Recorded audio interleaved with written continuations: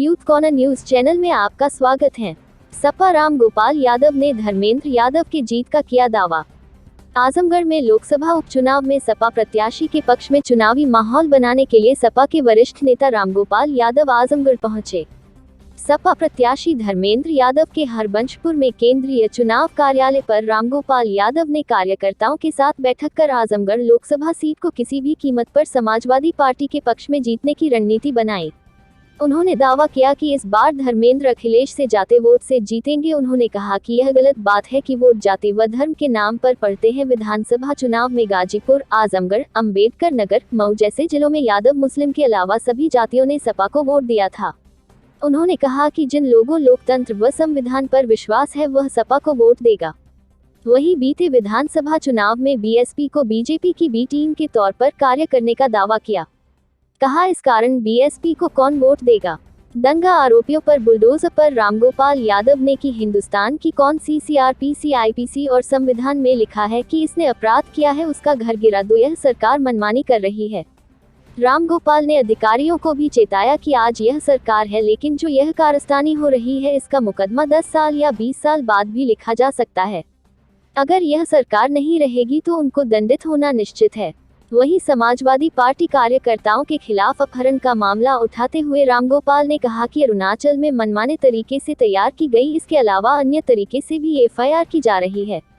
समय आने पर सपा के लोग सड़क पर उतरेंगे। वहीं उन्होंने कहा कि इन्फोर्समेंट डायरेक्टरेट का दुरुपयोग हो रहा है।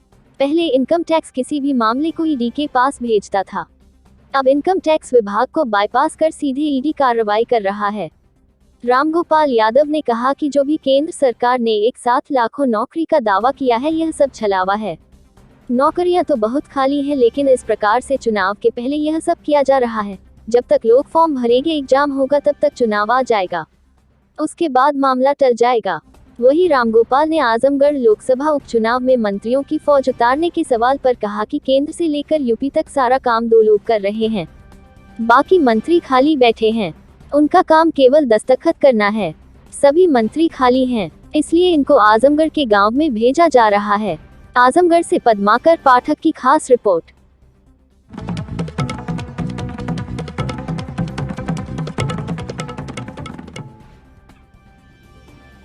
स्टार्ट हो गई है। जुलाई में है, अखिलेश जी की आज मीटिंग है ममता जी से। क्या सर सपा की रणनीति क्या रहेगी विपक्ष की तरफ? अब पता नहीं, आज मीटिंग है। आज मीटिंग है, वहाँ ममता जी ने बुलाई है, अखिलेश पहुँच गए। तो अब बड़े नेता जाने, इसमें हमें कुछ नहीं कहना। सर जैसे कि आपके सवाल कर था कि कल प्रधानमंत्री जी ने घोषणा किया कि 1.5 साल में वो 10 लाख नौकरियां बांटेंगे, तो क्या ये चुनावी स्टंट माना जाए इसको अब 2024 के पहले? अच्छा, प्रधानमंत्री ने आज तक जो कहा वो चुनावी स्टंट नहीं था, और क्या जो भी कहा उनके मुंह से निकला उसे चुनावी किया। न 15 लाख रुपया अभी तक आए किसी के नहीं, और न 15 लाख नौकरियां आई, जबकि आपको मालूम नौकरियां कितनी खाली, 1 करोड़ से ज़्यादा 1 करोड़ से ज़्यादा नौकरियां खाली हैं, पोस्ट वैकेंट हैं केवल सेंट्रल गवर्नमेंट। अगर 10 लाख आप कर भी देंगे, कह रहे हायर करो, हायर, कोई सिस्टम नहीं, कुछ नहीं, क्यों 24 आ गया रहती, तब तक लोग फार्म भरेंगे, कहेंगे हाँ नौकरी मिल सकती है, और चुनाव गया फिर कर दिया। सर आजमगढ़ में भाजपा नई समाजवादी पार्टी खुलकर प्रदर्शन नहीं कर रही है या सरकार के खिलाफ? समाजवादी पार्टी के जो लोग हैं, आप जानते हो कि इस वक्त जब कहीं नहीं जा रहे थे, जब लॉकडाउन था, सड़क पे निकलो तो मुकदमा कायम कर दिए गए, झूठे मुकदमे कायम कर दिए गए, और अब तो देशद्रोह के मुकदमे और लगा दिए जाएंगे। समाजवादी पार्टी को जब जो करना चाहिए प्रभावी ढंग से करेगी, और उसका परिणाम आप लोग देखेंगे। सर ईडी का भी दुरुपयोग हो रहा है। अखिलेश जी ने आज ट्वीट भी किया हुआ है कि वो एग्जामिनेशन इन डेमोक्रेसी की तरह काम कर रही है ईडी, जब जरूरत होती है पॉलिटिक्स को। एक सिस्टम होता है। इनकम टैक्स वाले जब किसी मामले में ये कहते हैं कि ये आय से अधिक का मामला है या गलत तरीके से संपत्ति मनी लॉन्ड्रिंग किया गया, इनकम टैक्स वाला पहले इनकम टैक्स करता है, इनकम टैक्स मामले को ईडी को भेजता है। ये प्रोसेस हमेशा था, उसको बाईपास कर दिया गया है। सीधे ईडी को कभी कोई अधिकार नहीं था जब तक इनकम टैक्स उसको भेजे ना। अब कहीं है इनकम टैक्स का रेफरेंस? सीधे ईडी पहुंच जाती है कि अब चलिए आपने अगर खबर खिलाफ दे दी कल आपके पास आ जाएगी, चाहे पैसा आपके पास है।